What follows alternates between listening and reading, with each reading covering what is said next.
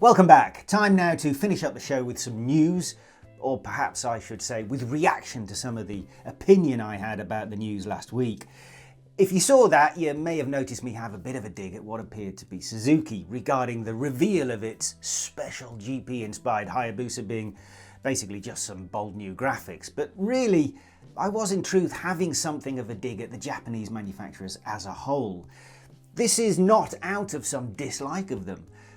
Rather the opposite, and I think the vast majority of you caught on to that fact because 98% at least of the comments made have been in agreement. Let me just say that I've owned many more Japanese bikes than European or American ones in my history. My first big bike was a Suzuki GSX 550. My first new bike was a GSX R750 in 1992, and I would buy another GSX R750 about 20 years after that. I've owned and raced Kawasaki's as well, and had a Honda or three, and now I own a Yamaha. I have nothing against the Japanese manufacturers at all. In fact, I am in awe of them and their engineering prowess. The reliability with which they've imbued these high-performance engines that we all love so much is, well, it's quite staggering, really. But in the time I have been madly, hugely, geekily passionate about bikes, the wheels have been turning with what seems like an inevitability that shouldn't exist, that needn't exist. I started being interested in motorbikes during the mid and late 1970s because my dad rode bikes, and then the bug bit really hard during the 1980s and into the 1990s. When my passion began, so the Japanese were well on the way to complete global domination. Any time during the first 20 years of my biking life that I daydreamed about my fantasy garage, each and every bike representing a different sort of model, from touring to sports, from cruiser to off-road, from naked to sport tourer, they were all Japanese. Now, and for the last decade or more, I've been saying this, and when I fill my fantasy garage, it is stocked now with European and American bikes. Adventure or superbike, naked or sport tourer, cruiser or electric, scooter or neo-retro. My fantasy garage of new models now does not include a Japanese bike. Okay, I do own a Yamaha MT-09, but the category budget naked sport bike isn't in a fantasy garage. For the money, it is the best middleweight naked there is, in my opinion, so that's why I own it and love it.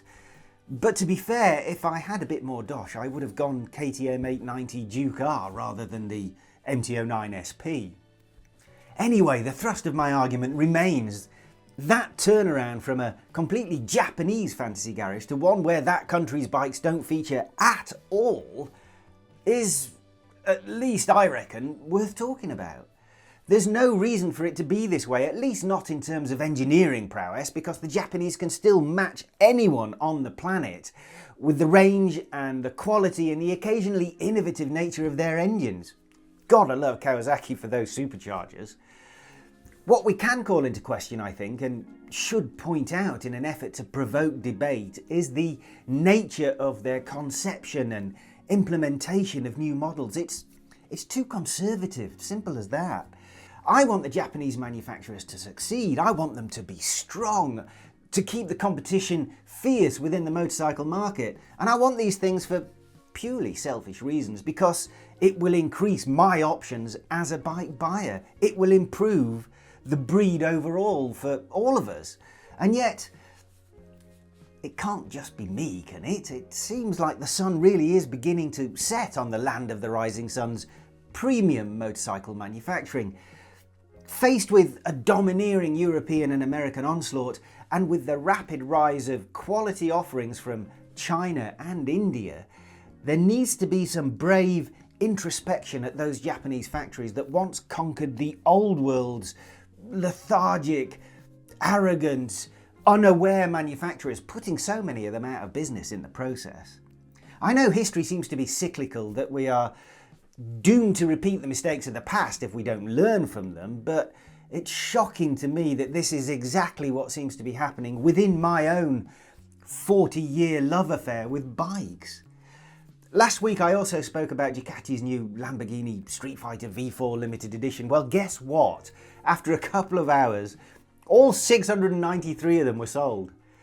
Don't tell me the Japanese can't do the same if they put out some fancy pants collaboration models. Sure, it's not much use to most of us, but it might bring back some shine, some pizzazz, some celebrity to the brands, perhaps even enough confidence to make some more exciting products for us poor masses. Anyway, don't for a moment think that I enjoy witnessing what I think is a dramatic change in the fortunes of the Japanese factories. As I've said and proved time and time again with my own money, I'm a huge fan of Japanese bikes. It's just that at the moment, they don't make anything that I'd want in my fantasy garage.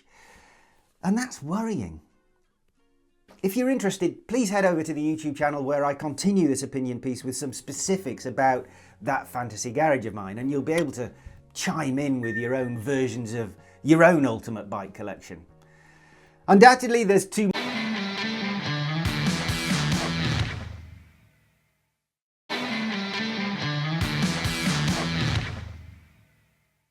much of me in this episode, so fortunately for you, Don is back next week with a new Japanese sport bike, and there's a report from an adventure riding challenge.